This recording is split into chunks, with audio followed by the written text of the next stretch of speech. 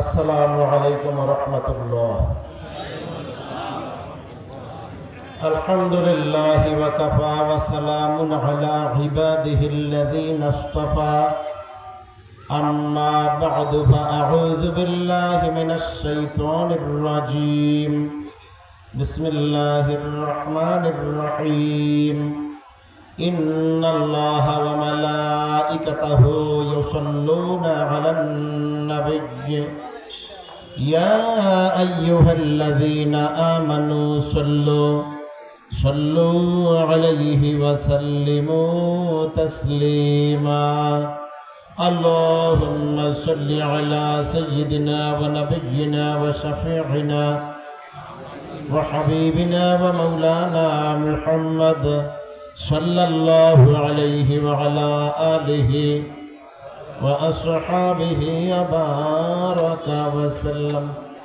আল্লাহুম্মা সাল্লি আলা সাইয়্যিদিনা ওয়া নাবিয়্যিনা ওয়া শাফি'িনা ওয়া হাবিবিনা ওয়া মাওলানা মুহাম্মদ সাল্লাল্লাহু আলাইহি ওয়া আলা আলিহি وأصحابه وبارك وسلم. اللهم صل على سيدنا ونبينا وشفيعنا وحبيبنا ومولانا محمد صلى الله عليه وعلى آله وأصحابه وبارك وسلم. আল্লাহ রাব্বুল আলামিনের পবিত্র দরবারে অসংখ্য শুকর, যার খাস রহমতে অত্যন্ত বরকতময় এ মাহফিলে আমরা অংশগ্রহণ করার সৌভাগ্য লাভ করেছি।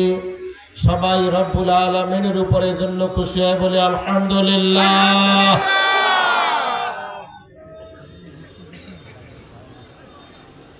আল্লাহ রাব্বুল আলামিন যে ইসলাম নামক এক জীবন ব্যবস্থা দুনিয়াবাসীকে দিয়েছেন, এটা শুধু পরকালের মুক্তির জন্য নয়, এটা দুনিয়ারও শান্তির জন্য রব্বুল আলামিন মানব জাতিকে দিয়েছেন। সমস্ত নবী রাসূলকে রব্বুল আলামিন যে জীবন ব্যবস্থা দিয়েছেন, সমস্ত নবী রাসূলের জীবন ব্যবস্থার নামই হলো ইসলাম। হযরত আদম আলাইহিস সালাতু ওয়াস সালাম থেকে ইসলাম শুরু হয়েছে। সমস্ত নবী রাসূল ইসলামের প্রচার করেছেন। হ্যাঁ,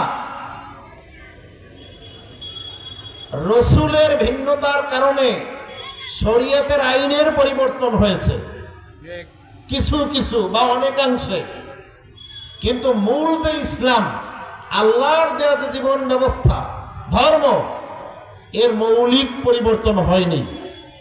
হযরত আদম আলাইহিস সালাম বলেছেন আল্লাহ ছাড়া কোনো মাবুদ নেই। একেবারে সর্বশেষ এবং সর্বশ্রেষ্ঠ পয়গম্বর মুহাম্মদুর রাসূলুল্লাহ সাল্লাল্লাহু আলাইহি ওয়াসাল্লাম পর্যন্ত 1,24,000 পয়গম্বর সবাই বলেছেন আল্লাহ ছাড়া কোনো মাবুদ নেই। কথা ঠিক কিনা? বাস, সমস্ত নবী রাসূল বলেছেন দুনিয়ায় যদি কেউ আল্লাহর হুকুম মতো চলে পরকালে জান্নাত লাভ করবে, দুনিয়ায় যদি শয়তানের গোলামি করে পরকালে জাহান্নাম পাবে। কোন নবী রাসূলের মধ্যে এই কথায় কোনো ব্যবধান ছিল না। কথা ঠিক কিনা? অতএব আমাদেরকে যে রব্বুল আলামিন ইসলাম দিয়েছেন, এটা দুনিয়ার শান্তি এবং পরকালের মুক্তির জন্য। ঠিক কিনা? সম্মানিত ভাইরা, বাবাজিরা, পর্দার আড়ালের মা বোনেরা, আমরা যদি বর্তমান দুনিয়ার দিকে তাকাই তাহলেও দেখতে পাবো সৌদি আরবে ইসলামের আইন কানুন অনেকাংশে আছে, আবার অনেকটা নেইও। সৌদি আরবের ক্ষমতায় যারা বসা তারা পুরোপুরি ইসলামের অনুসরণ করে না, রাষ্ট্রীয়ভাবেও ইসলামের আইনগুলো পুরোপুরি কার্যকর করে না। কিন্তু এত সত্ত্বেও যতটুকু কার্যকর করে তারা ইসলামের আইন, তাতেই আমেরিকায় 24 ঘন্টায় যে পরিমাণ অপরাধ সংগঠিত হয়, সৌদি আরবে 1 বছরেও ওই পরিমাণ অপরাধ সংগঠিত হয় না। কারণ ওখানে ইসলামের কিছু আইন কার্যকর আছে। তাহলে ইসলামের কিছু আইন কার্যকর থাকলেই যদি এতটা অপরাধ কমে যায়, তাহলে ইসলামের আইন যদি পুরোপুরি কার্যকর থাকে কোথাও, ওই দেশটা দুনিয়ার জান্নাতে পরিণত হয়। কথা ঠিক কিনা? আফগানিস্তানে ইসলামী হুকুমত কায়েম হয়েছে। প্রথমে তারা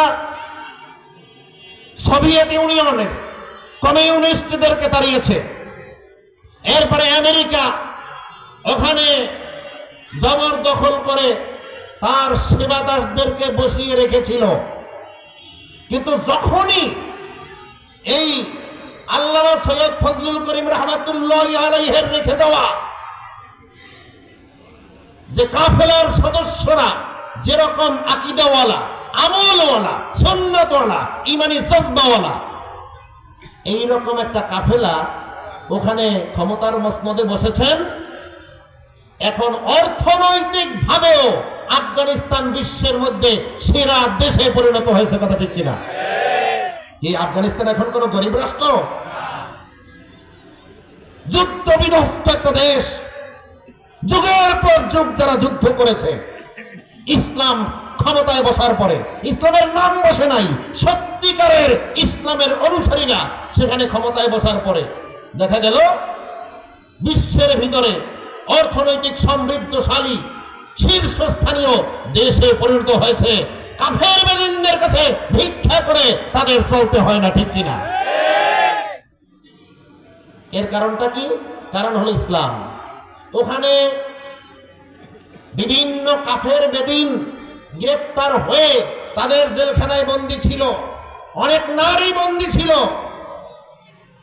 অল্প বয়সী নারীরা, কোন সাংবাদিক মহিলা অথবা কোন অন্য পেশায় নিয়োজিত। কিন্তু তাদের সাথে আফগানিস্তানের নেতৃবৃন্দ এবং সেনাবাহিনীর সদস্যরা, পুলিশের সদস্যরা এত মার্জিত, এত সম্মানজনক ব্যবহার করেছেন যে একটু চোখ তুলে নজর খারাপ করেও ওই মহিলাদের দিকে তারা তাকাননি। সুবহানাল্লাহ। ইসলাম দুনিয়ায় নগদ শান্তি দেয়।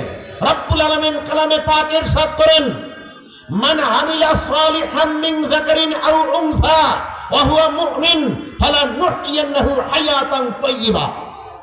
কোন ব্যক্তি যদি ঈমানদার হয়, সে যদি নেক আমল করে, হোক সে পুরুষ হোক সে নারী, যেই হোক না কেন, আল্লাহ পাক বলেন আমি অবশ্যই তাকে দুনিয়ায়ও মজাদার জীবন দান করব, শান্তিময় জীবন দান করব। সুবহানাল্লাহ। হ্যাঁ, তো এখানে রব্বুল আলামিন বলেছেন ফালানুহইয়ান্নাহু হায়াতান তাইয়্যিবা, আমি তাকে মজাদার জীবন দান করব, শান্তির জীবন দান করব, পবিত্রতম জীবন দান করব। মানে দুনিয়ায়ও দেব, আখিরাতেও দেব। সুবহানাল্লাহ। সম্মানিত ভাইরা, বাবাজিরা, পর্দার আড়ালের মা ও বোনেরা, মানুষ আত্মহত্যা করে কখন? যখন অশান্তির চরম পর্যায়ে পৌঁছে যায় তখন মানুষ আত্মহত্যা করে। কথা ঠিক কিনা? মানুষ আত্মহত্যা করে কখন? যখন অশান্তির চরম পর্যায়ে পৌঁছে যায়, নাকি? এই দুনিয়ায় এখন থেকে 20 বছর আগে আত্মহত্যায় কোন কোন দেশ এগিয়ে আছে, কোন দেশ কয় নম্বরে, এ ব্যাপারে একটা জরিপ করা হয়েছিল। ওই জরিপে দেখা গেছে ওই সময়ে 1 নম্বরে ছিল সুইডেন আত্মহত্যায়। কি? এরপরে সিরিয়াল দিয়ে দিয়ে দিয়ে দিয়ে একেবারে 17-18 নম্বর একটা মুসলিম সংখ্যাগরিষ্ঠ দেশ, বাকিগুলো সব কাফেরদের দেশ। তাদের অ্যাটম বোম আছে, ব্যাংক ভর্তি টাকা আছে, কল কবজা আছে, যন্ত্রপাতি আছে। কথা ঠিক কিনা? নতুন নতুন আবিষ্কার আছে, কিন্তু অন্তরে শান্তি নেই। কারণ শান্তি দেওয়ার মালিক একমাত্র আল্লাহ। কথা ঠিক কিনা? অন্তরে শান্তি নেই, শান্তি দেওয়ার মালিক একমাত্র আল্লাহ। আমরা ফরজ নামাজের পরে যে সমস্ত নামাজের পরে সুন্নাতে মুআক্কাদা আছে, ওই সময় আমরা কি দোয়া পড়ি? আল্লাহুম্মা আনতাস সালাম, নাকি? হে আল্লাহ, আপনিই শান্তিদাতা। সালাম এটা মাসদার, ইসমে ফাইল মুবালাগার অর্থ আপনি অধিক শান্তিদাতা, বেশি বেশি শান্তি আপনিই দান করেন। আল্লাহুম্মা আনতাস সালাম, হে আল্লাহ আপনি একমাত্র শান্তিদাতা। এখানে ওলামায়ে কেরাম খেয়াল দিয়ে শুনবেন, ওলামায়ে কেরাম ছাড়াও সবাই বুঝবেন। আমি একটু এখন যেহেতু একটা বিষয় ধরা পড়েছে, ইলমি বিষয়, আল্লাহুম্মা আনতাস সালাম, এখানে আরবি ব্যাকরণ অনুযায়ী এভাবে বলা যেত আল্লাহুম্মা আনতা সালামুন, তাইলে এটা স্বাভাবিক ছিল। আনতা মুবতাদা, সালামুন খবর, খবরটা নাকিরা হয় সাধারণত, খবর সাধারণত মারিফা হয় না, এটা ইলমি কথা, এটা আপনাদের সবার বোঝার দরকার নেই। তবে বুজুর্গানে দিন বলেন, যদি কোনো উলামায়ে কেরামের উদ্দেশ্যে কোন মজলিসে ইলমি কথা হয় যেটা জনগণ বোঝে না, যাদের কিতাবী ইলম নাই তারা বোঝে না, ওই উলামায়ে কেরামের সাথে বসে থাকার বরকতে ওই ইলমি আলোচনার নূর তাদের কলবকেও আলোকিত করে। সুবহানাল্লাহ।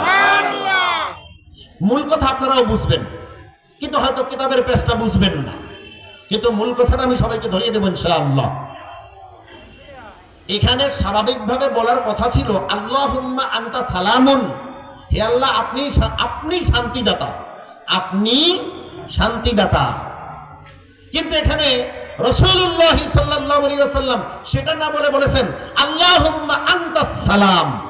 সালামুন আলিফ লাম না দিয়ে বলাটা ছিল স্বাভাবিক। সালাম শব্দের আগে আলিফ লাম যুক্ত না করে বলা ছিল ব্যাকরণ সম্মত, নাহু সম্মত। সেখানে আলিফ লাম যুক্ত করে একটা অস্বাভাবিকতা তৈরি করা হয়েছে। কেন তৈরি করা হলো? খবর যখন মারেফা হয়, খবরটা সাধারণত কি হয়? নাকিরা। কিন্তু যদি মারেফা হয় তখন তাকসিস হয়।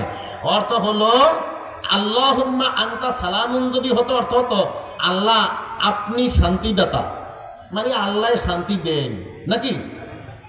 কিন্তু এখন যা বলা হলো আল্লাহুম্মা আনতাস সালাম, অর্থ হলো আল্লাহ আপনি একমাত্র শান্তিদাতা, অন্য কেউ শান্তি দিতে পারে না।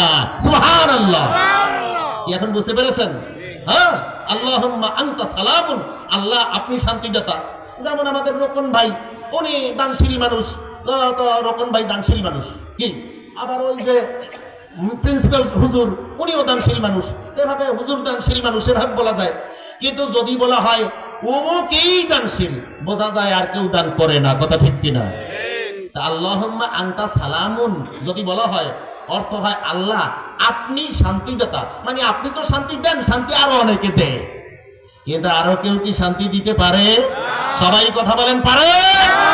সেটা যে পারে না সেটা বোঝানোর জন্যই আনতা সালামুন না বলে বলা হয়েছে আল্লাহুম্মা আনতাস সালাম, আল্লাহ আপনি একমাত্র শান্তি দেওয়ার মালিক, অন্য কেউ শান্তি দিতে পারে না। কথা ঠিক কিনা?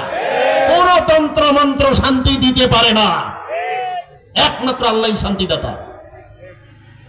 বাস, এই যে বলেছিলাম। এবং এখন থেকে 10 বছর আগে একটা জরিপ করা হয়েছে, এই দুনিয়ায় আত্মহত্যায় কোন দেশ এগিয়ে, তাতে দেখা গেছে 1 নম্বরে আমেরিকা, 2 নম্বরে জাপান। শুনতেছেন বাবাজিরা ভাইরা? এগুলো আমরা গাঁজাখুরি গল্প বলি নাকি? হুজুররা আবার আধুনিক যুগের কিছু কথা বললে কতকে একটু বাঁকা দৃষ্টিতে দেখে, ও হুজুররা কি জানে। আরে ভাই, আমরা বই পুস্তকে পেয়েছি কারেন্ট নলেজ, কারেন্ট ওয়ার্ল্ড, এগুলো তো আমরা পড়ি, মোবাইল টোবাইল ছাত্ররা চালায়, মাঝে মাঝে দেখি। আমার যদিও নাই অ্যান্ড্রয়েড মোবাইল। এখন অনেকে বলে প্রিন্সিপাল গিরি না হয় করা যায় না, তা আমি বলেছি দেখি এই মোবাইল ছাড়া কত দূর প্রিন্সিপাল গিরি করা যায়। কিরানিদের আছে, অন্যান্য শিক্ষকদের আছে, তাতে চলতেছে, দেখি সমস্যা হয় না আলহামদুলিল্লাহ। আমি বাটন সেটই চালাবো, কারণ এই সেটগুলোতে আমি নিজেকে নিরাপদ মনে করি না। এগুলো চরিত্র নষ্ট করে, নজর খারাপ করে। ফলে আমি এত ভালো হতে পারিনি যে ওই মোবাইল চালাবো আর আমি ভালো থাকবো, এরকম বিশ্বাস আমার উপর আমার নেই। যাই হোক, আমি আপনাদেরকে নিষেধ করি না, তবে মোবাইলের ব্যাপারে একটা ওয়াজ দেওয়া দরকার। আচ্ছা যাই হোক, আজকে বিষয়ে বলবো না ইনশাআল্লাহ। আজকে যে বিষয়টা ধরেছি এই বিষয়েই বলি। ইনশাআল্লাহ। আচ্ছা, আপনারা বলেন এই দুনিয়ায় সবচেয়ে বড় মোড়ল, সবচেয়ে বড় প্রভাবশালী, সবচেয়ে বড় ক্ষমতাধর, যাদের ইশারায় এক এক দেশে গৃহযুদ্ধ তৈরি হয়, লাখ লাখ মানুষ মরে দুনিয়ায়, কথা ঠিক কিনা? যারা মানুষকে বাঁচানোর জন্য, মানুষকে ভালো রাখার জন্য যে পরিমাণ অর্থ ব্যয় করে, মানুষ মারার জন্য তার চেয়ে অর্থ বেশি ব্যয় করে। হ্যাঁ, তারা সারা বছর খেয়ে, আমেরিকানরা সারা বছর খেয়ে এরপরে তাদের খাদ্য শস্য যা রয়ে যায় এগুলো সাগরের ভিতরে ফেলে দেয় এবং স্রষ্টাকে একটা ধন্যবাদ জানায়। তারা সারা বছর খাওয়ার পরে ওই 31শে ডিসেম্বর মানে বছরের শেষে গিয়ে তারা একটা দিবস উদযাপন করে, থ্যাঙ্কস গিভিংস ডে, মানে আল্লাহকে ধন্যবাদ দেওয়ার দিন।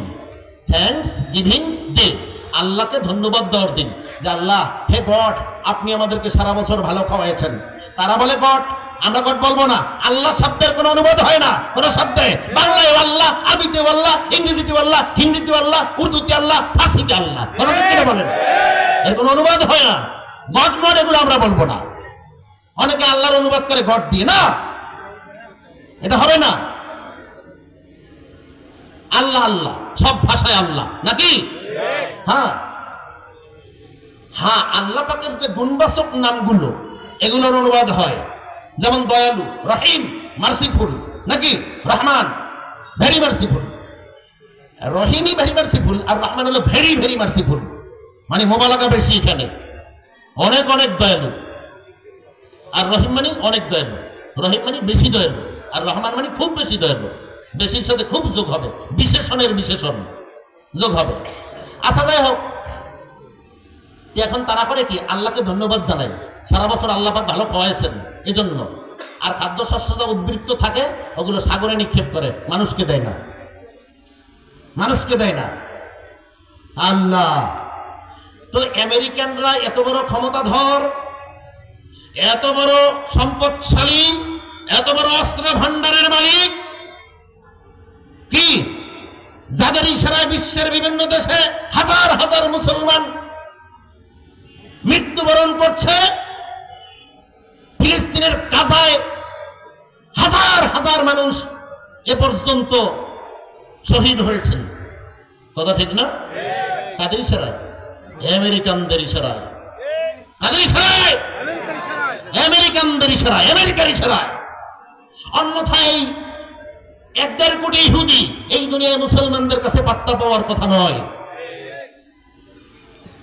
কিন্তু যখনই ইসরায়েলের বিরুদ্ধে জাতিসংঘের নিরাপত্তা পরিষদে নিন্দা প্রস্তাব পাস হওয়ার উপক্রম হয়, আমেরিকা ভেটো দিয়ে দেয়। আমেরিকা কি করে? ভেটো দিয়ে দেয় যে না, ইসরায়েল যত হত্যাযজ্ঞ চালায়, মানবতা বিধ্বংসী অপরাধ চালায়, এর বিরুদ্ধে নিন্দা করা যাবে না। এটা প্রশংসনীয় কাজ, এটাকে নিন্দা করা যাবে না। কথা বুঝতেছেন বাবাজিরা, ভাইরা? এই হলো অবস্থা তাদের। হ্যাঁ,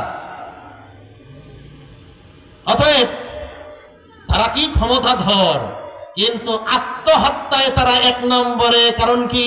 এত ক্ষমতা, এত ডলার, আত্মহত্যায় কেন এগিয়ে? তারা অশান্তিতে কেন এগিয়ে? অন্তরের ভিতরে আল্লাহ খোদার দখল নাই এবং দুনিয়াব্যাপী তারা মানুষের মধ্যে অশান্তির আগুন জ্বালিয়ে রাখে। আল্লাহ পাক এজন্য ওদের অন্তরের ভিতরে লাগাতার অশান্তির আগুন জ্বালিয়ে দিয়েছেন, কথা ঠিক কিনা? হ্যাঁ, তারা এই জন্য আত্মহত্যায় 1 নম্বরে। ইসলাম নেই, অশান্তি বোঝায়। ইসলাম যেখানে যতটুকু আছে, শান্তি সেখানে ততটুকু থাকে। যেমন একটা এয়ার কন্ডিশনার বিশিষ্ট রুম, ওই রুমের ভিতরে যদি আপনি বাম হাতটা ঢুকান, বাম হাতটা ঠান্ডা হবে, নাকি? ডান হাত ঢুকান, ডান হাত ঠান্ডা হবে। মাথা ঢুকান, মাথা ঠান্ডা হবে। পুরো দেহ ঢুকান, পুরো দেহ ঠান্ডা হবে, ঠিক কিনা? ঠিক ইসলামের যে যত পার্সেন্ট পালন করে সে ততটুকু শান্তিতে থাকে, আর যে যত পার্সেন্ট বাদ দেয় সে দুনিয়াতেই ততটুকু অশান্তিতে থাকে। আমেরিকানরা কি করে? সারা দুনিয়াব্যাপী অশান্তির আগুন জ্বালিয়ে রাখে। রব্বুল আলামিন দুনিয়ায় নগদ প্রতিদান হিসাবে ওদের অন্তরে অশান্তির আগুন জ্বালিয়ে দিয়ে আত্মহত্যায় 1 নম্বরে নিয়ে গিয়েছেন। কয় নম্বরে? সবাই মুখস্থ করেন। আত্মহত্যায় বিশ্বের ভিতরে 1 নম্বরে কারা? কথা বলেন সবাই, কারা? কেন? ইসলামের দখল আছে এই জন্য, নাকি ইসলাম না থাকার কারণে? শয়তানের গোলামি করার কারণে। শুধু তাই নয়, তারা শয়তানের গোলামিটি কিভাবে করে জানেন? কেন করে তারা এই অপরাধ কেন করে? এর পিছনে একটা কারণ আছে। কারণ হলো খ্রিস্টানেরা মনে করে যে তাদের পূর্বপুরুষেরা হযরত ঈসা আলাইহিস সালামকে শুলে চড়িয়ে হত্যা করেছিল, এটা খ্রিস্টানেরা মনে করে। মূল ব্যাপার হলো রব্বুল আলামিন এই খ্রিস্টানদের চক্রান্ত থেকে হযরত ঈসা আলাইহিস সালামকে রক্ষার জন্য আগেই আসমানে উঠিয়ে নিয়েছিলেন। রব্বুল আলামিন নিজেই বলেছেন, ওমা কাতালুহু, তারা ঈসা আলাইহিস সালামকে হত্যা করতে পারেনি, ওমা সালাবুহু, তাকে শুলেও চড়াতে পারেনি, ওয়ালাকিন শুব্বিহা লাহুম, বরং তাদেরকে সন্দেহের মধ্যে ফেলে দেওয়া হয়েছিল। তারা একটা পেচের মধ্যে পড়ে গিয়েছিল। বার রাফাহুল্লাহু ইলাইহি, বরং রব্বুল আলামিন ঈসা আলাইহিস সালামকে তার দিকে উত্তোলন করে নিয়েছেন। মূল ব্যাপার হলো তারা ঈসা আলাইহিস সালামকে হত্যা করতে পারেনি। তারা হত্যা করেছে ঈসা আলাইহিস সালামের মতো আকৃতি করে দিয়েছেন আল্লাহ পাক তাদেরই একজন দলের লোকের, ওই লোকটাকে তারা মৃত্যুদণ্ড দিয়েছে। কথা বুঝতেছেন? যারা ঈসা আলাইহিস সালামকে ধরার জন্য মসজিদে ঢুকেছে তাদের মধ্যে সবচেয়ে যে খারাপ লোকটা, ওই লোকটার আকৃতি আল্লাহ পাক ঈসা আলাইহিস সালামের মতো করে দিয়েছেন। এরপরে তারা মসজিদে ঢুকে ঈসা আলাইহিস সালামকে পায় না, বেরিয়েছে। বের হওয়ার সাথে সাথে ওই লোকটাকে ঈসা আলাইহিস সালামের মতো পুরোপুরি দেখায়, তাকে ধরেছে সবাই মিলে। সে যত বলে আমি ঈসা নই, আমি অমুক অমুক, কে শোনে কার কথা? বাঁচার জন্য তো এটা বলবি যে ঈসা এখন ধরা পড়েছে মাসি, এখন তো সে বলবি আমি ঈসা নই। বাস্তবে দেখতে পাচ্ছি ঈসা, অস্বীকার করার উপায় কি? এই কথা ঠিক কিনা? এরপরে এই লোকটাকে তারা মৃত্যুদণ্ড দিয়েছে। কথা বুঝেছেন? ঈসা আলাইহিস সালামকে আল্লাহ পাক তুলে নিয়েছেন। এরপরে কি করলো? এরপরে শয়তান আসলো ঈসা আলাইহিস সালামের আকৃতি ধরে। শয়তান কিছুদিন পরে আসলো, এসে ওই খ্রিস্টানদের কাছে বলল, শোনো, তোমরা আমাকে হত্যা করে ফেলেছো। মূলত আমার পিতা খোদাবন্দ করিম, মানে আল্লাহ পাকের কথা বলে, ওরা মনে করে ঈসা আলাইহিস সালাম আল্লাহ পাকের পুত্র। আমার পিতা খোদাবন্দ করিম তোমাদের উপরে দয়া পরবশ হয়ে আমাকে আবার দুনিয়ায় পাঠিয়েছেন জীবিত করে। এতদিন আমি যে আইন বলে গিয়েছিলাম, যে আইনগুলো তোমাদের কাছে কঠিন হয়েছিল, এখন শোনো, আমার পিতা আল্লাহ রব্বুল আলামিন আইনগুলো সহজ করে দিয়েছেন। তোমরা চুরি করতে পারবে, ডাকাতি করতে পারবে, মদ খেতে পারবে, জিনা ব্যভিচার করতে পারবে, এতে কোনো গুনাহ হবে না। নাউযুবিল্লাহ।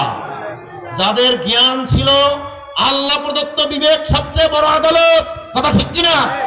আরে ভাই, আপনারা এবারে সামনে দিয়ে ঢোকা লাগলো, পিছন দিয়ে ঢুকলেই তো হয়, মনোযোগ নষ্ট হয়। আপনারা যারা পড়ে আছেন পিছন দিয়ে ঢোকেন। এই শোনেন বাবাজিরা, ভাইয়েরা,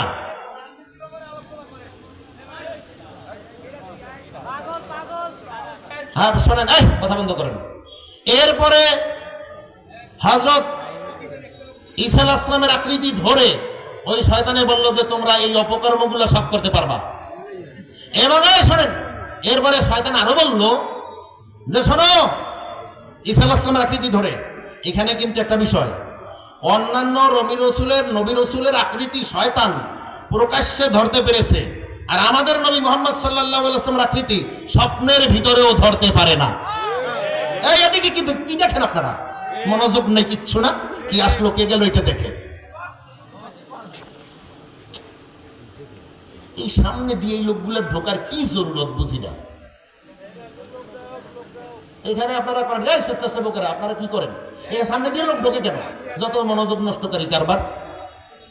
শোনেন, এরপরে সে বলল ওই শয়তানে যে শোনো, তোমরা যে যত পারো অপকর্ম করো, কারণ আমাকে যে তোমরা শুলে চড়িয়েছো, মৃত্যুদণ্ড দিয়েছো, এই আমি যে জীবনটাকে শেষ করলাম, এটা কেন করলাম জানো?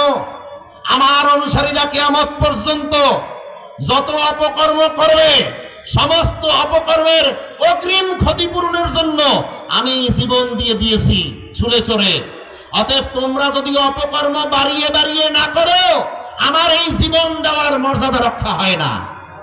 এই জন্য খ্রিস্টানেরা তাদের আমাদের মতো ওয়াজ মাহফিল হয়, তাদের বয়ান হয়, তাদের ধর্মীয় অনুষ্ঠানে সেখানে খ্রিস্টান পাদ্রীরা বয়ান করে, খ্রিস্টানদেরকে উদ্দেশ্য করে, হে খ্রিস্টানেরা, হে যীশু খ্রিস্টের অনুসারীরা, তোমরা যে যত পারে অপকর্ম করো, মানুষ মারো, মানুষ জখম করো, মানুষের ক্ষতি করো, জিনা ব্যভিচার করো, মদ পান করো, চুরি করো, ডাকাতি করো, লুটপাট করো ইত্যাদি যে যত বেশি করতে পারবা, ঈসা আলাইহিস সালামের জীবন দেওয়ার মর্যাদা সে তত বেশি রক্ষা করতে পারবে। কি এখন খ্রিস্টানেরা মনে করে আমরা যত অপকর্ম করব, বিশ্বব্যাপী যত মানুষ মারব, তত আমাদের যীশু খ্রিস্টের জীবন দেওয়ার মূল্যায়ন করা হবে, আর যদি অপকর্ম না করি আমাদের গুনাহ হবে। কথা বুঝতেছেন? যীশু খ্রিস্টের জীবন দেওয়ার মর্যাদা রক্ষা হবে না আমাদের দ্বারা। আচ্ছা, যাই হোক, যে কথা বলছিলাম, এই দুনিয়ায় আমেরিকানরা আত্মহত্যায় 1 নম্বরে। কেন? ইসলামের দখল নাই। কথা ঠিক কিনা? ইসলামের দখল তাদের ভিতরে নেই, বরং বিশ্বব্যাপী অশান্তির আগুন জ্বালায়। ওরা আত্মহত্যাটা কিভাবে করে? ওরা তো আধুনিক। শোনেন, ওই গ্রামগঞ্জের লোকের আত্মহত্যা করে একটা গরুর দড়ি গলায় দিয়া, কোনো পয়সা খরচ যায় না, ঠিক কিনা? আর এই সরকার যে ফাঁসি দেয়, সেখানে কোথায় ওই অস্ট্রেলিয়া থেকে আনে ম্যানিলা রোপ, অমুক জায়গা থেকে এটা, জল্লাদ শাহজাহান তাকে আবার শাস্তি কিছু মওকুফ করে দেয় ইত্যাদি, আবার সিভিল সার্জন 12-13 জন কর্মকর্তা, কি ইত্যাদি আয়োজনের আর শেষ নেই, ঠিক না? জনগণ আত্মহত্যা করে বিনা পয়সায় গরুর দড়ি দিয়ে, কোনো টাকাই খরচ যায় না, কি? আর সরকার কাউকে মৃত্যুদণ্ড দিলে সেখানে অনেক টাকা খরচ যায়, যায় না? কি যায় কিনা? আল্লাহ। ঠিক আমেরিকানরা যেহেতু ডলারওয়ালা, ক্ষমতাওয়ালা, প্রভাব প্রতিপত্তিওয়ালা, ওরা আধুনিক, এই জন্য ওরা আত্মহত্যাও করে আধুনিক পদ্ধতিতে। কেমনে? একটা মাইক্রোবাসের ভিতরে যায়, তারা দল বেঁধে যায় আত্মহত্যা করতে। কথা বুঝতেছেন? শোনেন, এখন থেকে 15 বছর আগে আমেরিকার থেকে একটা জরিপ হয়েছিল আমেরিকার ব্যাপারে। ওই জরিপে এসেছে, ওই সময় বলা হয়েছে 15 বছর আগে, যে 50 বছর পরে আমেরিকা নামক দেশটা পরিচালনার জন্য যেই মেধাবী লোক দরকার, এমন একজন মেধাবী লোক আমেরিকায় পাওয়া যাবে না 50 বছর পরে। তার 15 বছর চলে গেছে, এখন আছে 35 বছর। কেন পাওয়া যাবে না সেটাও উল্লেখ করা হয়েছে। সেটা হলো এই যে অবাধ যৌনতা, ফ্রি সেক্স, চরিত্রের নষ্টামি। এই নষ্টামির কারণে মেধা, প্রতিভা, যোগ্যতা সব ধ্বংস হয়ে যাচ্ছে। অতএব দেশ পরিচালনার যোগ্যতা তাদের ভিতরে আর থাকবে না। শুনতেছেন বাবুজিরা, ভাইয়েরা? ওরা বলে ফ্রি সেক্স, মানে স্বাধীনভাবে ওরা যৌনতা উদযাপন করবে। কথা বোঝেন নাই? আমি ছাত্রদেরকে মাঝে মাঝে বলি যে বেটা, ওদের যে ফ্রি সেক্স, ওর মধ্যে পরাধীনতা বোঝাই। সেটা কেমনে? একটা ছেলে বিবাহ করে নাই, একটা মেয়েকে নিয়ে পার্কে গেছে নাকি, এখন অন্যান্য ছেলেরা পাশ দিয়ে যায় আর নজর দেয় আর উত্তপ্ত করে। এক পর্যায়ে ওই ছেলেটাকে বেঁধে রেখে মেয়েটার ইজ্জত নষ্ট করে, এক পর্যায়ে হত্যা করেও চলে যায়। কথা ঠিক কিনা বলেন? এতে কি ওদের স্বাধীনতা রক্ষা পেল না নষ্ট হলো? কথা বলেন না কেন? স্বাধীনতা রক্ষা পেল না নষ্ট হলো? ওরা বলে ফ্রি সেক্স উদযাপন করার জন্য গেছি, কিন্তু আসলে ফ্রি মানে ওরা স্বাধীনতাটা রক্ষা করতে পারলো না। আর ইসলাম বলে বিবাহ করো, এরপরে স্বামী স্ত্রী যত পারো বাস তোমরা স্বাধীনভাবে মায়া মহব্বত করো, দুনিয়ার কেউ বাধা দেবে না। কথা ঠিক কিনা বলেন? কথা ঠিক কিনা? অতএব ওদের স্বাধীনতার মধ্যে পরাধীনতা বোঝায়, আর ইসলামের যেই কাজটাকে ওরা মনে করে পরাধীন, আমরা আটকে গেলাম বিবাহের আইনের ভিতরে, ওটার ভিতরে স্বাধীনতা বোঝায়। ঠিক কিনা বলেন? হ্যাঁ।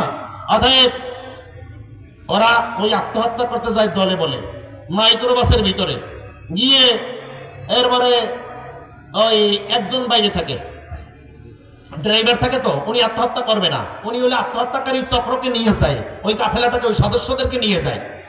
ড্রাইভার বাইরে গিয়ে ওই ভিতরে যারা থাকে জানালা খুলে এরপরে ভিতরেটা স্প্রে করে।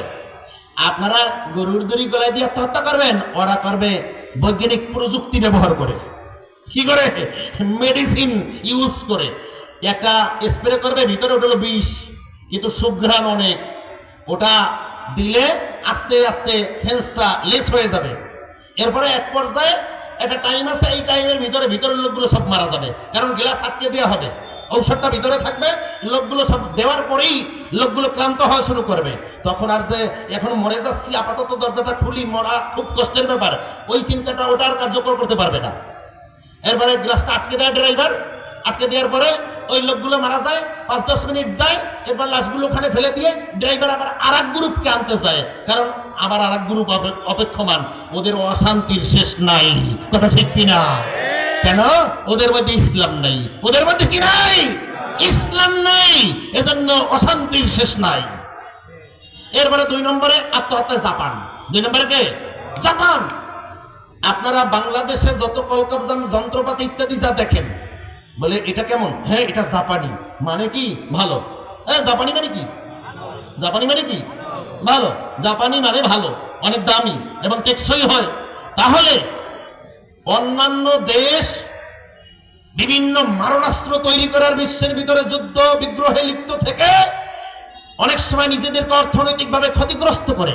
জাপান কিন্তু ঠান্ডায় ঠান্ডায় অর্থনৈতিকভাবে সমৃদ্ধ হয়ে ওই ক্ষতি থেকে বেঁচে যাচ্ছে। এই কথা ঠিক কিনা? কিন্তু আল্লাহ খোদার দখল আছে? কথা বলেন না কেন? আছে? নাই। এই জন্যই কলকবজা যন্ত্রপাতি বিক্রি করে বিলিয়ন বিলিয়ন ডলার গোটা বিশ্ব থেকে তারা কামাই করা সত্ত্বেও শান্তি কিন্তু তাদের অন্তরেও নাই। এজন্য ক্ষমতার দিক থেকে 1 নম্বরে আমেরিকা, আত্মহত্যায় 1 নম্বরে, অর্থের দিক থেকে শীর্ষস্থানীয় জাপান, আত্মহত্যায়ও একেবারে উপরের দিকে। কেন? আল্লাহ খোদার দখল তাদের অন্তরের ভিতরে নেই। কথা ঠিক কিনা বলেন? পক্ষান্তরে মুহাম্মদুর রাসূলুল্লাহ সাল্লাল্লাহু আলাইহি ওয়াসাল্লাম যে যুগে আসলেন, ওই যুগটাকে বলা হতো আইয়ামে জাহেলিয়াত, নাকি? একটা মাদি উটকে প্রহার করাকে কেন্দ্র করে 40 বছর পর্যন্ত যারা বংশানুক্রমে যুদ্ধ করেছে, হ্যাঁ, কন্যা সন্তানকে জীবিত কবর দেওয়া হতো, জীবিত কবর দেওয়া হতো কন্যা সন্তানগুলোকে।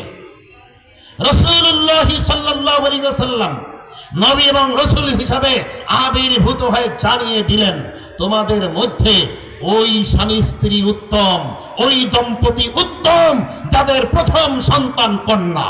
সবাই বলি আলহামদুলিল্লাহ। শুনতেছেন সবাই বৌদিরা ভাইরা? কোন স্বামী স্ত্রী ভালো? এই কথা বলেন না কেন? কোন স্বামী স্ত্রী ভালো? যাদের প্রথম সন্তান কন্যা। আগে যেখানে কন্যা সন্তান হওয়াটাকে তারা মনে করতে অপমানের কারণ, রব্বুল আলামিন কালামে পাকে সেটা বলেছেন, ওয়া ইযা বুশিরা আহাদুহুম বিল উনসা যাল্লা ওয়াজহুহু মুসওয়াদ্দা ওয়া হুয়া কাযীম। যখন তাদের কাউকে কন্যা সন্তানের ব্যাপারে সংবাদ দেওয়া হতো যে তোমার তো একটা কন্যা হয়েছে, তার চেহারাটা কালো হয়ে যেত, আর অপমান মনে হয় ভিতরে সামাল দিতে পারছে না, এমন অবস্থা তাদের হতো। কিন্তু ইসলাম এসে বলল, মুহাম্মদুর রাসূলুল্লাহ সাল্লাল্লাহু আলাইহি ওয়াসাল্লাম বললেন, যেই স্বামী স্ত্রীর সর্বপ্রথম কন্যা হয়, আল্লাহর কাছে ওই স্বামী স্ত্রী সবচেয়ে ভালো। সবাই বলে আলহামদুলিল্লাহ। এখন যেই খবর পৌঁছে মুহাম্মদ সাল্লাল্লাহু আলাইহি ওয়াসাল্লাম ইসলাম প্রচার করার পরে, ভাই তোমার তো একটা কন্যা হয়েছে, আলহামদুলিল্লাহ, সবাই তাকে মর্যাদার নজরে দেখে। সুবহানাল্লাহ। শুধু কি তাই, মুহাম্মদুর রাসূলুল্লাহ সাল্লাল্লাহু আলাইহি ওয়াসাল্লাম বলেছেন, তারা যদি 3 জন কন্যা সন্তান থাকে, সে তাদেরকে ইলমে দ্বীন শিক্ষা দেয়, সৎ পাত্রে বিবাহ দেয়, সে আমার সাথে জান্নাতে এইভাবে থাকবে। 2 আঙ্গুল একত্রিত করে বলেছেন, আমার সাথে এইভাবে থাকবে। একজন সাহাবী আরজ করেন, ইয়া রাসূলুল্লাহ সাল্লাল্লাহু আলাইহি ওয়াসাল্লাম, আমার তো 2 জন কন্যা সন্তান আছে। রাসূলুল্লাহ সাল্লাল্লাহু আলাইহি ওয়াসাল্লাম বললেন, তুমিও আমার সাথে এইভাবে থাকবে। সুবহানাল্লাহ। অতএব যেখানে কন্যা সন্তানকে মনে করা হতো অপমানের কারণ, সেখানে কন্যা সন্তান হয়ে গেল মর্যাদার কারণ। এই কথা ঠিক কিনা? হ্যাঁ। এরপরে স্ত্রীদেরকে ভোগের সামগ্রী মনে করা হতো। আর মুহাম্মদুর রাসূলুল্লাহ সাল্লাল্লাহু আলাইহি ওয়াসাল্লাম বলে দিলেন, খিয়ারুকুম ইলা নিসাইকুম, তোমাদের মধ্যে ওই পুরুষেরা ভালো, ওই স্বামীরা আল্লাহর দৃষ্টিতে ভালো, ইসলামের দৃষ্টিতে ভালো, যারা তাদের স্ত্রীদের কাছে ভালো। স্ত্রীরা যদি বলে, কোন স্ত্রী যদি বলে আমার স্বামী আসলেই ভালো মানুষ, আল্লাহর কাছে সে আসলেই ভালো মানুষ, হ্যাঁ, তাহলে কত বড় মর্যাদা। এরপরে আরো কি বললেন রাসূলুল্লাহ সাল্লাল্লাহু আলাইহি ওয়াসাল্লাম? এই তো গেল কন্যা, এরপরে স্ত্রী, এরপরে ওই স্ত্রী কি হয়? মা হয়, নাকি? বললেন, আল জান্নাতু তাহতা আকদামিল উম্মাহাত, জান্নাত হলো মায়েদের পায়ের নিচে। সুবহানাল্লাহ। এই কয়েকদিন আগে একজন মহিলা, মানে তার স্বামীর সাথে দ্বন্দ্ব, এখন তাদের বিবাহটা বিচ্ছিন্ন হয়ে যাওয়ার উপক্রম। তাই ঘটনাক্রমে আমাদের ফতোয়া বিভাগে ওই মহিলা ফতোয়া চাইলেন। তার স্বামী বলতেছে এই ছেলে মেয়ে আমার, ওই ছেলে আর মেয়ে দুইজন আছে, এই ছেলে মেয়ে আমার, খবরদার বিবাহ বিচ্ছিন্ন হলে তুমি এই ছেলে মেয়ের দিকে তাকাবে না, ফিরলেও তাকাবে না। হ্যাঁ, এই ছেলে মেয়ে আমার, এই ছেলে মেয়ে তোমাকে জিগাইবে না। তা আমাদের ফতোয়া বিভাগে মহিলা ফতোয়া চাইলেন এই বিভিন্ন বিষয়। তাই ঘটনাক্রমে বিষয়টা আমার নলেজে এসেছে, আমি এটা মাধ্যমে ওই মহিলাকে জানিয়ে দিলাম যে আপনার স্বামী যদি এরপরে আবার এই কথা বলে অথবা নাও বলে, তাহলে আপনি তাকে বলবেন এই সন্তান 3 বার আমার, এরপরে তোমার। এই কথা ঠিক কিনা বলেন? সন্তান 3 বার কার বলেন না কেন সবাই? কি শুধু মহিলারা সেজদা করুক এটা চান? মহিলাদেরকে ইজ্জত দিতে হবে, নারী জাতিকে সম্মান করতে হবে। যত নবী রাসূল বলেন নারীদের পেটে জন্মগ্রহণ করেছেন, কথা ঠিক কিনা বলেন? সেখানে শুধু নারীদেরকে গোলামের মতো ব্যবহার করা হয়, আর একটা খোদার মতো ঘরের ভিতরে ঢোকে প্রত্যেক স্বামী, ফেরাউনের মতো, সম্পূর্ণ নাজায়েজ। আমি ওনাকে জানালাম একটা মাধ্যমে, উনি ফতোয়া বিভাগ এটা দেওয়ার পরে আমি বললাম, জানালাম তাকে যে আপনি বলবেন যে এই সন্তান 3 বার আমার, 4 নম্বরে তোমার। ভবিষ্যতে যেন আর কোনো সময় এই সন্তানের ব্যাপারে উচ্চবাচ্য করতে না শুনি। বাস, এরপরে আল্লাহর রহমত, আল্লাহ ওই মহিলা ঠিকই ওটা জানিয়েছে। উনি বারবার যোগাযোগ করেছেন আমাদের ফতোয়া বিভাগে, অনেক ঝামেলা আছেন। হ্যাঁ, ওই মহিলার পরে ওনার স্বামীকে ওইভাবে বলেছেন যে আপনি তো বলেছিলেন, বা তুমি কি বলে কে জানে, এখন তো স্বামীদেরকেও তুমি বলে, তুমি তো বলেছিলে যে ওই সন্তানের দিকে আমি যেন ফিরেও না তাকাই, সন্তান তোমার না। ইসলাম যদি তুমি মানো তাহলে তোমাকে এটাও মানতে হবে সন্তান 3 বার আমার, 4 নম্বরে তোমার। মহিলা এইভাবেই ঠিক বলে দিয়েছে। বলার পরে স্বামী একদম থেমে গেছে। কথা বুঝতেছেন বাবুজিরা, হয় না?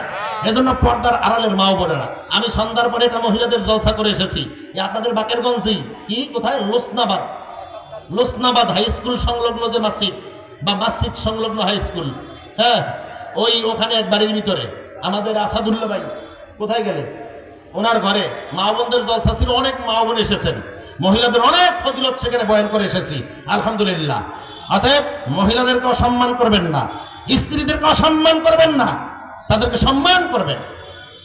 যাই হোক, তো মুহাম্মদুর রাসূলুল্লাহ সাল্লাল্লাহু আলাইহি ওয়াসাল্লাম এভাবে নারীদেরকে যখন কন্যা ইজ্জত দিলেন, আরো কি বললেন যে তোমরা যখন বাজারে যাও, কোনো খাদ্যদ্রব্য আনো, তোমার ছেলে আর মেয়ে উভয়ে যদি থাকে, মেয়েটার হাতে দেবা।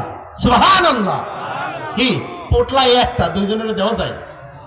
পোটলা কয়টা? ফলের বা বিস্কুটের নাকি? দেওয়া যায় কয়জনকে? একজনের হাতে দেওয়া যায়। খাবে সবাই ঠিকই, কিন্তু একজনের হাতে তো দেওয়া যায় নাকি? হ্যাঁ, সেখানে যদি শোনেন, স্টেজে কথা বলবেন না দয়া করে। সেখানে যদি এই ছেলের হাতে দেওয়া হয়, মেয়েটার মন কি শক্ত না নরম? এই পুরুষদের মন শক্ত না মহিলাদের মন, কোনটা শক্ত বেশি? কার? পুরুষদের মন শক্ত। হ্যাঁ, দেখবেন মানুষ মারা যায় এরপরে অনেক পুরুষ কাঁদে না, বাপ মা মারা যায় এরপরেও কাঁদে না, আর মহিলারা ওই দূরের আত্মীয় মারা গেলেও কাঁদে। এই কথা ঠিক না? হ্যাঁ, এই নারী জাতির মধ্যে ইসলামের কাজ অনেক বেশি করা জরুরি। ইসলাম সর্বপ্রথম ইসলাম গ্রহণ করেছেন একজন নারী, হযরত খাদিজা রাদিয়াল্লাহু আনহা, কথা ঠিক কিনা? ইসলামের জন্য সর্বপ্রথম জীবন দিয়েছেন একজন নারী, হযরত সুমাইয়া রাদিয়াল্লাহু আনহা। এই কথা ঠিক না? হ্যাঁ, এবং একজন নারী হযরত আয়েশা রাদিয়াল্লাহু আনহা। রাসূলুল্লাহ সাল্লাল্লাহু আলাইহি ওয়াসাল্লাম তার সাহাবায়ে কেরামকে, গোটা উম্মতকে আদেশ করেছেন, খুযু মিন হাযিহিল হুমায়রা সুলুসাদ্দিন, আমার এই প্রিয়তমা সহধর্মিনীর কাছ থেকে তোমরা ইসলামের 1/3 শিক্ষা গ্রহণ করো। হ্যাঁ, ইসলামের 3/1 অংশ আয়েশার কাছ থেকে শেখো তোমরা। তিনি ছিলেন অনেক সাহাবী, অনেক পুরুষ সাহাবীর উস্তাদ, শিক্ষাগুরু। মহিলাদেরকে আমরা পিছিয়ে রেখে কাফের বেদিনদের ওই জাহান্নামে নেওয়ার উপকরণ হিসাবে তুলে দিয়েছি। এটা মোটেই ঠিক নয়। নারীদের মধ্যে ইসলামের ব্যাপক কাজ করা দরকার, তাদেরকে অনেক সম্মান করা দরকার। ইসলাম নারীদেরকে অনেক সম্মান দিয়েছে। তো কি বলছিলাম, ওই বাজার থেকে খাদ্য আনলে ছেলে মেয়ে যদি উভয়ে থাকে, তার হাতে দিতে হবে। কেন? ওই ছেলের হাতে দিলে মেয়ের হাতে, মেয়ের এমন কষ্ট লাগবে, ও আর কষ্ট সামাল দিতে পারবে না। আর যদি মেয়ের হাতে দেন, ওই ছেলে থাবাই নিয়ে যাবে। কি কথা ঠিক কিনা? এই ছেলে করবে কি? থামাই নিয়ে যাবে। ওর কষ্ট ও কাইন্দা কষ্ট সামাল দেবে না, কষ্টের বই প্রকার করবে না, থামাইয়া নিয়া ও খাবে। কি কথা ঠিক কিনা? তখন মেয়েটা কানবে, সেটা ভিন্ন কথা। কিন্তু বাপে তো দিয়েছে মেয়ের হাতে। বাপে কার হাতে দিয়েছে? মেয়ের হাতে দিয়েছে। হ্যাঁ, ইসলাম এটা বলে। যাই হোক, সেই গেল রাসূলুল্লাহ সাল্লাল্লাহু আলাইহি ওয়াসাল্লাম ওফাত গ্রহণ করার পরে হযরত আবু বকর রাদিয়াল্লাহু আনহু ইসলামী রাষ্ট্রের প্রেসিডেন্ট। কি তারা খলিফা ছিলেন মানে কি জামা কাপড় বানাতেন? এই কথা বলেন না কেন? এই জামা কাপড় বানাতেন না প্রেসিডেন্ট। এখনকার প্রেসিডেন্টেরা বাংলাদেশের প্রেসিডেন্ট, বঙ্গোপসাগরের ভিতরে লেখা লাগে বাংলাদেশ। বিশ্বের মানচিত্রের যদি বাংলাদেশ লিখতে হয়, বাংলাদেশের মধ্যে ধরে না বয়াকার অনুসার, এটা দেওয়া লাগে বঙ্গোপসাগরের ভিতরে। লয়াকারে লা আর দয় একার এডুক পরে বাংলাদেশের ভিতরে, আবার দ আর তালব বসা ওইটা পরে সাগরের ভিতরে। কথা বুঝতেছেন? এত ছোট্ট একটা দেশের প্রেসিডেন্ট, কত বড় ক্ষমতা। আর হযরত ওমর রাদিয়াল্লাহু আনহু ছিলেন এই দুনিয়ার, গোটা দুনিয়ার অর্ধেকের চেয়ে বেশি জায়গার প্রেসিডেন্ট। তারা জামা বানানোর খলিফা ছিলেন না, প্রেসিডেন্ট ছিলেন। তো হযরত আবু বকর রাদিয়াল্লাহু আনহু প্রেসিডেন্ট, এমত অবস্থায় হযরত ওমর রাদিয়াল্লাহু আনহু প্রধান বিচারপতি। 1 বছর হয়ে গেল, একটা মামলাও তার আদালতে দায়ের হয়নি। ওমর রাদিয়াল্লাহু আনহু আসলেন প্রেসিডেন্টের কাছে যে হে খলিফাতুল মুসলিমিন, আমিরুল মুমিনিন বলাটা হযরত ওমর রাদিয়াল্লাহু আনহু থেকে শুরু হয়। আবু বকর রাদিয়াল্লাহু আনহুকে খলিফাতুল মুসলিমিন বলা হতো, মুসলমানদের খলিফা। তো হে খলিফাতুল মুসলিমিন, আমার মতো বিচারপতির আপনার দেশে প্রয়োজন নেই। ব্যাস, আবু বকর রাদিয়াল্লাহু আনহু আশ্চর্যান্বিত হয়ে গেলেন। কি ব্যাপার, এত বড় দেশ, বাংলাদেশের 30টার সমান হবে তখনই। সেই আইয়ামে জাহেলিয়াত থেকে মাত্র কয়েক বছর আগে এই দেশটা উদ্ধার পেল নাকি? নাকি কয়েক বছর আগে আইয়ামে জাহেলিয়াত থেকে মুক্তি পেল। এই দেশে কোনো বিচারপতির দরকার নেই, ঘটনা কি? হযরত আবু বকর রাদিয়াল্লাহু আনহু কৌতূহলী হয়ে জানতে চাইলেন যে কেন ওমর, বিচারপতির দরকার নেই, তাহলে দেশ চলবে কিভাবে, বিচার ব্যবস্থা কিভাবে চলবে? তিনি বললেন, দীর্ঘ 1 বছর আমি আপনার দেশের প্রধান বিচারপতির পদে আছি, আমার আদালতে 1 বছরে একটা মামলাও দায়ের হয় নাই। জোরে বলেন সুবহানাল্লাহ। এই পিছনেরা বুঝতেছেন? পিছনে বোঝা যায়, তাই কেন আওয়াজ দেন না কেন? 1 বছরে একটা মামলাও দায়ের হয় নাই বাংলাদেশের মতো 30টার মতো দেশ। কি কিসের কারণে? ইসলামের কারণে। এই কথা বলেন, কিসের কারণে? কিসের কারণে? আমাদের চরমনাই ইউনিয়নে এই পীর সাহেব হুজুরের ফ্যামিলির সদস্যরা চেয়ারম্যান হওয়ার আগে বরিশাল কোতোয়ালি মডেল থানায় চরমনাই ইউনিয়নের মামলা ছিল সবচেয়ে বেশি। এখন মামলা চরমনাই ইউনিয়নের সবচেয়ে কম তো কমই নেই বললেই চলে। কারণটা কোথায়? ভালো মানুষের শাসন ওখানে থাকার কারণে মানুষের হয়রানি হয় না। কথা ঠিক কিনা? হ্যাঁ, চাঁদাবাজদের সম্মুখীন হতে হয় না, হিন্দুরাও আরামে থাকে, নিরাপদে থাকে। কথা ঠিক না? তো যাই হোক, এখন গেল ওমর রাদিয়াল্লাহু আনহু বললেন 1 বছরে আমার আদালতে একটি মামলাও দায়ের হয়নি, ফলে বিচারপতি দিয়ে দরকারটা কি? হযরত আবু বকর রাদিয়াল্লাহু আনহু বলেন, আচ্ছা থাকেন ওই পদে, যদি আসে মামলা। কি যদি আসে? অন্তত পদে তো একটা লোক থাকা দরকার। তো হযরত আবু বকর রাদিয়াল্লাহু আনহু মুসলিম জাহানের প্রেসিডেন্ট, এই প্রেসিডেন্ট হওয়ার পরেও তিনি কাপড়ের গাঠি নিয়ে বাজারে রওনা করেছেন। পথিমধ্যে ওমর রাদিয়াল্লাহু আনহু সহ আরেকজন সাহাবী, এই দুজনের সাথে দেখা। আচ্ছা আপনি কোথায় যান? যে আমি তো যাই কাপড় বেচতে। প্রেসিডেন্ট যান কি কাপড় বেচতে? শুনতেছেন বাবাজিরা ভাইরা? আল্লাহ, তা আপনি কাপড় বেচলে প্রেসিডেন্টগিরি করবে কে? রাষ্ট্র চালাবে কে? জনগণের দুঃখ দুর্দশা শুনবে কে? আর এর সমাধান করবে কে? বলে তা আমার সংসার চলবে কিভাবে? জনগণের দুঃখ দুর্দশা শুনবো, সমাধান করব, সংসার চলতে হবে না? আচ্ছা ঠিক আছে, আমরা পরামর্শ করি, দেখি কি করা যায়। সবাই পরামর্শে বসলেন যে প্রেসিডেন্ট যদি কাপড় বেচে, এই বাচ্চা নেবেন 1 টাকা, বাচ্চা নেবেন 5 টাকা, কি অবস্থা আল্লাহ, তাহলে রাষ্ট্র চালাবে কে? এরপরে সবাই পরামর্শে বসে সিদ্ধান্ত করলেন যে প্রেসিডেন্টের সংসার চলার মতো একটা বরাদ্দ সরকারি কোষাগার থেকে করা হবে, যাতে প্রেসিডেন্টের অন্য কোনো কাজকর্ম করে জনগণের খেদমতের সময় নষ্ট করতে না হয়। বাস বরাদ্দ করে দেওয়া হলো। এখন আগে কাপড় বেচার পরে তো ব্যবসা হতো, বাসার লোকেরা মাছ গোস্ত পিঠা মিঠা ইত্যাদি খেতেন। আহা, প্রেসিডেন্ট হওয়ার পরে আর জোটে না, এখন কোনো মতে জান বাঁচে। হযরত আবু বকর রাদিয়াল্লাহু আনহুর সহধর্মিনী একদিন ভয়ে ভয়ে আরজ করলেন যে হে স্বামী, আপনি প্রেসিডেন্ট হওয়ার পরে, খলিফা হওয়ার পর থেকে বাচ্চারা কোনো মজাদার মুখরোচক খাদ্য খেতে পারে না, সবাই জান বাঁচায়, একটু পিঠা মিঠা খাওয়ানো দরকার ওদেরকে।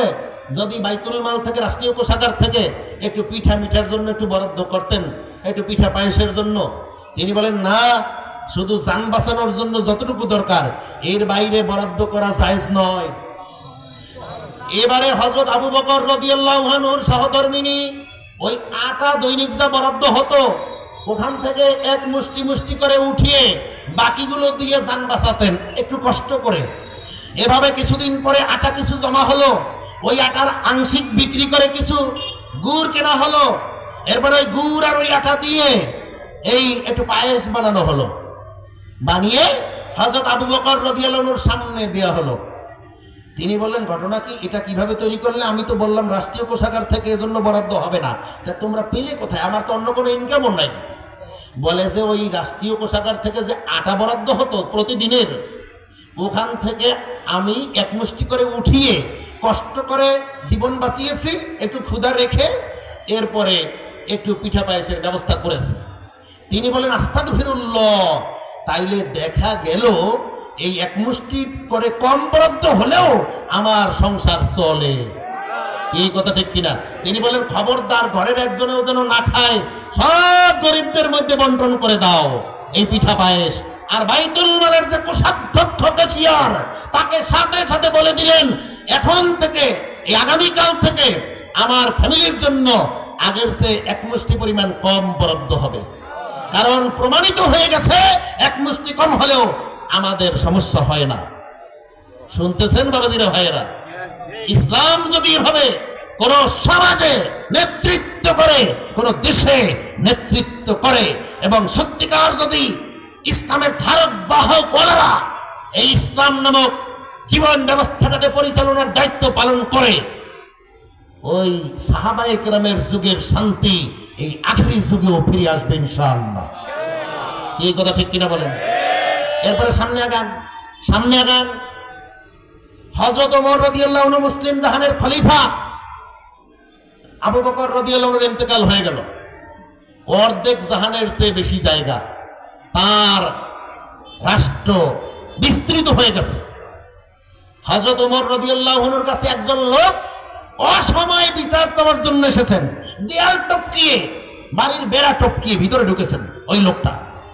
খলিফা, আমি তো চরমনার প্রিন্সিপাল হয়ে দেখি, ঘুমাইতেও পারি না রাত্রে ঠিকঠাক মতো, এমন কল যেতে থাকে। সকালে তো ঘুমানো যায়ই না, সকালে তো সাধারণত মানুষ কল দেয় না, ঠিক না? মনে করে যে হুজুররা মনে হয় একটু জেকেট টিকেট করে ঘুমায় সকালে, কিন্তু এই দয়া সবাই করবে না, ফলে আপনি ঘুমাতে পারবেন না, অনেক ঝামেলা। অসময়ে এই গ্রামে থাকি, এক মসজিদে গেছি মাগরিবের নামাজ পড়ার জন্য, হয়তো একটু হাঁটতে গিয়ে, হুজুর আমার একটা কাগজ নেওয়া লাগে, সার্টিফিকেট নেওয়া লাগে, তাই এখন আসলাম যে হুজুর আমি আর তো কোনো সময় পাই না, আমার বাড়ি অনেক দূরে, আসতে আসতে দেরি হয়ে গেছে। আচ্ছা ঠিক আছে, তুমি বসো, আমি ব্যবস্থা করতেছি। কড়াকড়ি করি না, মানে কঠোরতা দেখাই না, দয়া করারই চেষ্টা করি, আলহামদুলিল্লাহ। তা অর্ধেক জাহানের বাদশাহ, এমত অবস্থায় কত মানুষ তাদের কাছে সুখ দুঃখের কাহিনী নিয়ে আসতেন। দেয়াল টপকিয়ে অসময়ে, যে সময় তার বিচার করার সময় নয়, অভিযোগকারীদের অভিযোগ শোনার সময় নয়, পারিবারিকভাবে কিছু পরিবারের সদস্যদেরকে সময় দেওয়ার রুটিন, ওই সময় লোকটা ঢুকেছে।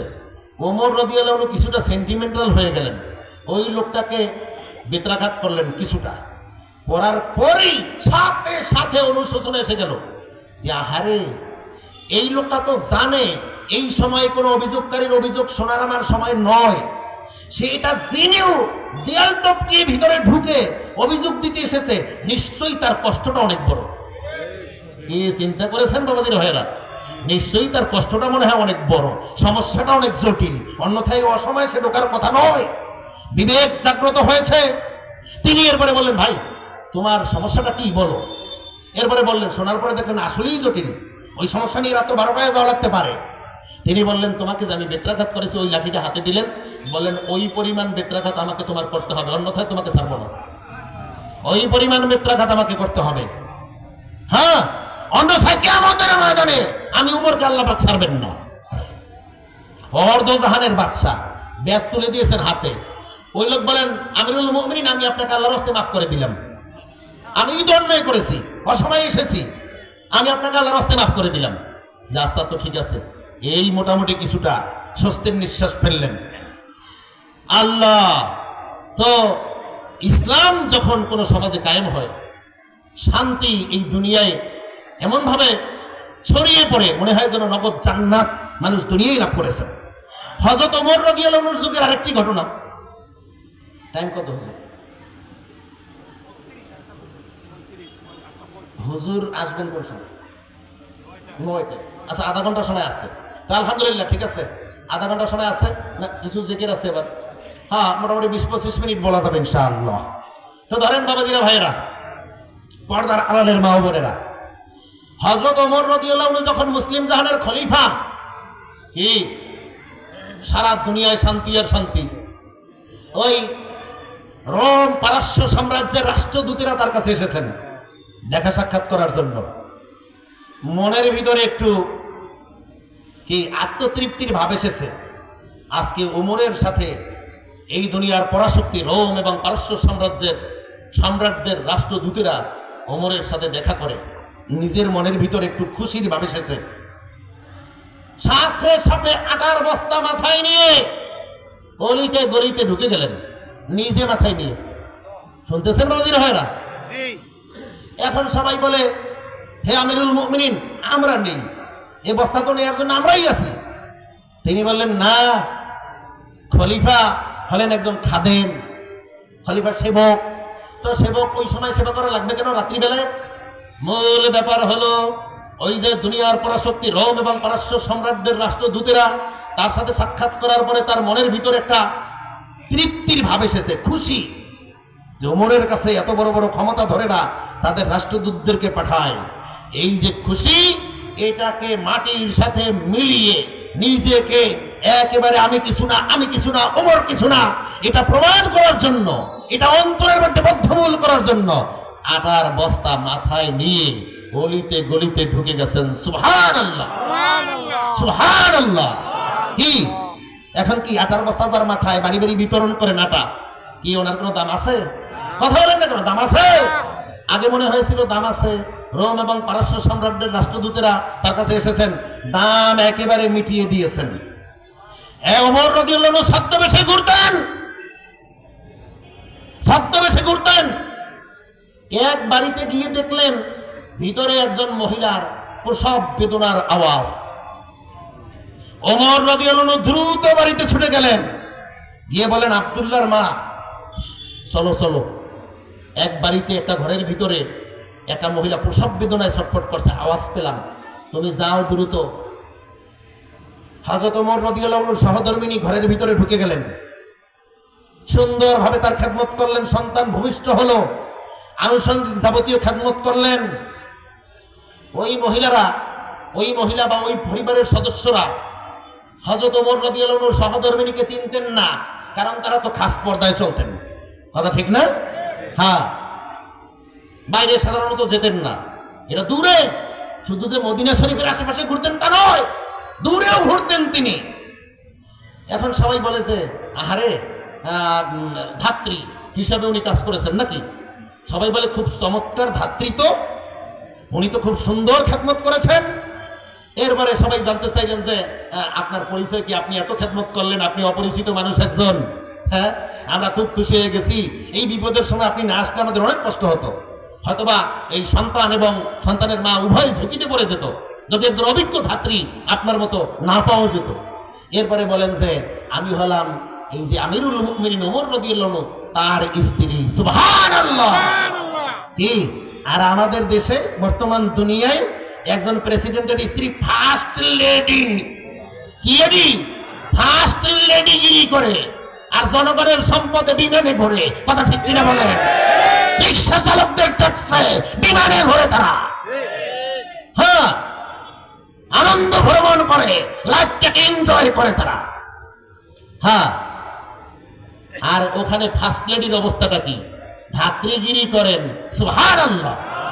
শুধু তাই, ওমর রাদিয়াল্লাহু আনহু ছদ্মবেশে ঘুরতেছেন। এমত অবস্থায় শুনলেন ঘরের ভিতরে একজন বয়স্কা মহিলার একটা ছোট্ট মেয়ে, ছোট্ট মানে অল্প বয়সী মেয়ে, কি যেন একটু বাকবিতণ্ডার মতো করে, একটু তর্কের মতো হালকা। ওমর রাদিয়াল্লাহু আনহু কান পাতলেন, কি বলে তারা? এখন শোনেন যে ওই মহিলা বলে, এই দুধে পানি মিশাও। দুধে কি করো? পানি মিশাও। মেয়ে বলে, না, খলিফা নিষেধ করেছেন, ওমর রাদিয়াল্লাহু আনহু নিষেধ করেছেন, দুধে পানি মিশানো যাবে না। এখন ওই মহিলা বলে, খলিফা দেখতেছেন নাকি? খলিফা এখানে আছেন নাকি? মেয়ে বলে, আল্লাহ তো দেখতেছেন। ওমর রাদিয়াল্লাহু আনহু সকালবেলায় তার সেই অফিস খোলার পরে ওই মহিলাকে আর মেয়েকে দরবারে দাওয়াত দিয়ে আনলেন। আনার পরে বললেন, তোমরা রাত্রে কি কথাবার্তা বলেছিলে?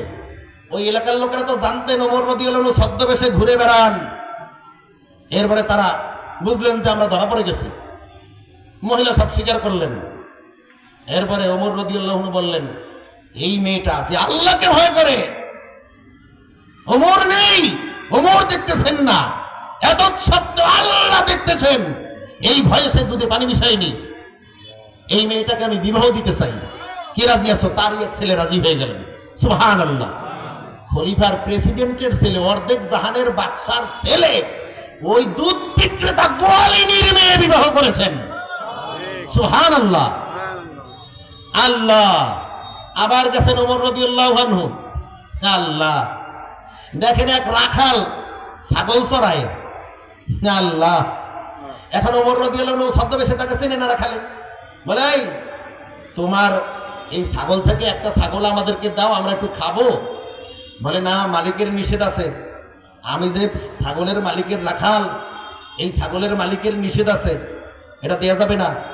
এবার বললো, আরে মালিক তো দেখবে না, তুমি বলবা বাগে খেয়েছে বা কিছু একটা করেছে, এভাবে এটা বলবা, আর আমরা তোমাকে এর বিনিময়ে অনেক দিনার দিরহাম দেবো, পয়সা দেবো। শুনতেছেন বাবাজিরা ভাইয়েরা? হ্যাঁ। এরপরে ওমর রাদিয়াল্লাহু আনহু এই কথা বলার পরে বলে, না।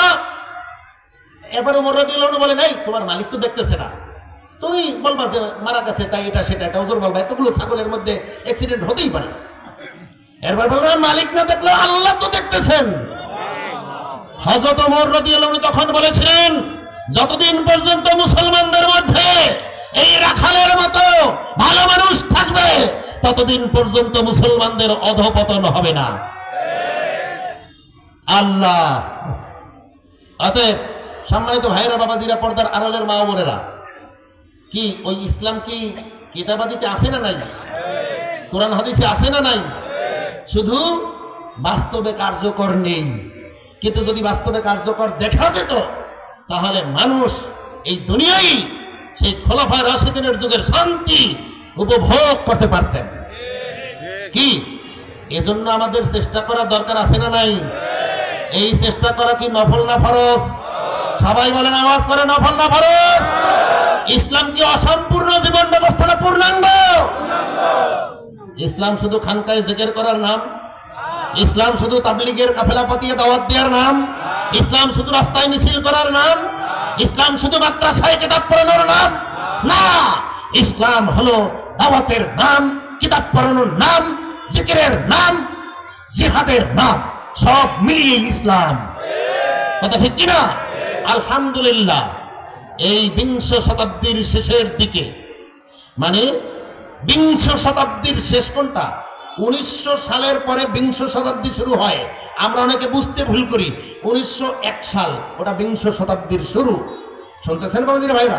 হ্যাঁ, এটা বিংশ শতাব্দীর শুরু, আর এখন 2025, এটা হলো একবিংশ শতাব্দী। শুনতেছেন?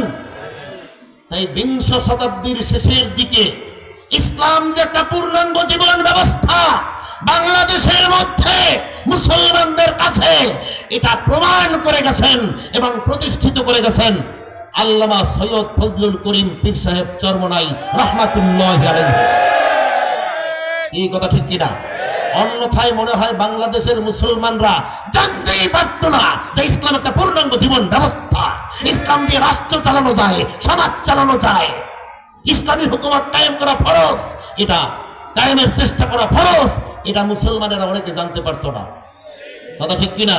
হ্যাঁ, এজন্য ওই হাফিজি হুজুর রহমাতুল্লাহর একজন খলিফা, চরমনাই মাদ্রাসার প্রাক্তন প্রিন্সিপাল মাওলানা আব্দুল হক নোমানী সাহেব, সারসিনার মানে চরমনাইর আল্লামা সৈয়দ ফজলুল করিম রহমাতুল্লাহর সহপাঠী, একত্রে তারা লালবাগ মাদ্রাসায় পড়েছেন, হাফিজি হুজুরের কাছে দাওরা পড়েছেন। উনি বলেন আব্দুল হক নোমানী সাহেব, হুজুর এই যে ইসলামী হুকুমত কায়েমের চেষ্টা করব, জিহাদ করব, নিদাই তো পাই না। পীর সাহেব চরমনাই বললেন, শোনেন প্রিন্সিপাল সাহেব, আপনি তো হাফিজি হুজুরের খলিফা এবং তার ছাত্র, আমরা তো একত্রেই তার কাছে পড়েছি। যদি এই ইসলামী হুকুমত কায়েমের চেষ্টার ফরজিয়াত আদায়ের জন্য কোন নেতা না পান, আপনাকে নেতা বানিয়ে আপনার অধীনে আমি এই হুকুমত কায়েমের চেষ্টার ফরজ দায়িত্ব পালন করব। শুধু তাই নয়, তিনি আরো বলেছেন, যদি বাংলাদেশের একজন মুসলমানও এই ইসলামী হুকুমত কায়েমের চেষ্টার জন্য না পাওয়া যায়, আমি একা ফজলুল করিম ইসলামী হুকুমত কায়েমের চেষ্টার জন্য ময়দানে দাঁড়িয়ে থাকব। শুনেছেন বাবাজিরা ভাইয়েরা? এই যে তার খুলুসিয়াত, এর ফল আজকে বাংলাদেশে দেখা যাচ্ছে। কি ঠিক কিনা? বাংলাদেশে দেখা যাচ্ছে। হ্যাঁ, 5 মিনিট সময় আছে, 5 মিনিটের 2টা ঘটনা বলে দেই। হযরত ওমর রাদিয়াল্লাহু আনহু যখন মুসলিম জাহানের খলিফা, ওই সময় এক খ্রিস্টান গভর্নর গ্রেপ্তার হয়ে আসে, ইসলামের বিরুদ্ধে যে অনেক ভূমিকা রেখেছিল, অনেক ষড়যন্ত্র করেছে, অনেক মুসলমানকে ক্ষতি করেছে, তাকে তার বিরুদ্ধে গ্রেপ্তারি পরোয়ানা জারি করা হলো ওমর রাদিয়াল্লাহু আনহুর পক্ষ থেকে। তাকে ধরে আনা হলো। ওমর রাদিয়াল্লাহু আনহু বললেন, তুমি এখন ইসলাম গ্রহণ করো, নয়তো জিজিয়া কর দিয়ে তুমি এই দেশে থাকার জন্য রাজি হয়ে যাও। সে বলল, আমি ইসলাম গ্রহণও করবো না, জিজিয়া করও দেব না। এই শোনেন, দেশে যে নাগরিকেরা বসবাস করে, এদের নাগরিক সুবিধা লাভ করার জন্য এই যে রাস্তা বানায় সরকার, কি বিদ্যুতের ব্যবস্থা করে ইত্যাদি, যত যা ব্যবস্থা করে, এজন্য খরচ যায় না?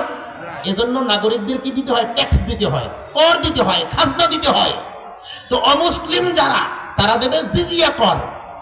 সে যেহেতু মুসলমান নয়, যে আমি এই ইসলামী হুকুমতের অধীনে সংখ্যালঘু নাগরিক হিসাবে নিরাপত্তা নিয়ে আমি বাঁচতে চাই, এই রাষ্ট্রীয় সুযোগ সুবিধা আমি গ্রহণ করতে চাই, হয়তো ইসলাম গ্রহণ করবে, নয়তো এভাবে আত্মসমর্পণ করবে। সে বলে, আমি একটাও রাজি না, মুসলমানও হব না, আত্মসমর্পণও করব না। ওমর রাদিয়াল্লাহু আনহু বললেন, তোমাকে এখন তাহলে হত্যা করা হবে, কারণ তুমি বিদ্রোহী, তুমি সরকারকে মানো না।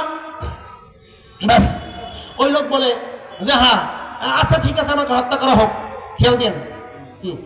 ওই লোক বলে, আমাকে হত্যা করা হোক। এখন তাকে হত্যা করা হবে, খেয়াল দেন, শেষ সময় তাকে হত্যা করা হবে। বলে যে আমাকে তো মৃত্যুদণ্ড দিবেন, এই কথা শুনেই তো আমার কলিজা শুকিয়ে গেছে, আমার একটু পানি পান করা দরকার। একটা পেয়ালায় তাকে পানি দেওয়া হলো। এখন পেয়ালাটা মুখের কাছে নিচ্ছে এবং নিচে রেখে দিচ্ছে, পান করে না। ওমর রাদিয়াল্লাহু আনহু বলেন, তুমি তো পানি চেয়েছিলে মৃত্যুদণ্ড গ্রহণ করার আগে, তা পানি তো দেওয়া হলো, কেন পান করছো না? এরপরে বলে, আমার তো ভয় হয়, আমি ওই পানিটুকু পান করতে না করতেই, হয়তো পান করতে থাকবো, শেষ না হতেই আমাকে হত্যা করে ফেলা হবে, পিছন থেকে কেউ আমার গলাটাকে কিনে ফেলবে। ওমর রাদিয়াল্লাহু আনহু বললেন, আমি তোমাকে ওয়াদা দিচ্ছি, ওই পানিটুকু পান না করা পর্যন্ত তোমাকে হত্যা করা হবে না। ওই লোক সাথে সাথে পানিটা মাটিতে ফেলে দিল। কি এখন ওই পানি পান করা যাবে? সবাই বলেন যাবে। এখন মুসলমানেরা তো সবাই হতাশ। আমাদের আমিরুল মুমিনিন ওমর রাদিয়াল্লাহু আনহু, যার কথা অনুযায়ী আল্লাহ পাক কোরআনে কারিমে অনেক আয়াত নাযিল করেছেন, তারা তো প্রজ্ঞা, তারা তো বিচক্ষণতা, দূরদর্শিতা, তিনি আজকে ধোঁকা খেয়ে গেলেন এক খ্রিস্টানের কাছে। আহা, এত বড় আসামি ধরে আনলাম, সেটা এখন খালাস পেয়ে যাচ্ছে।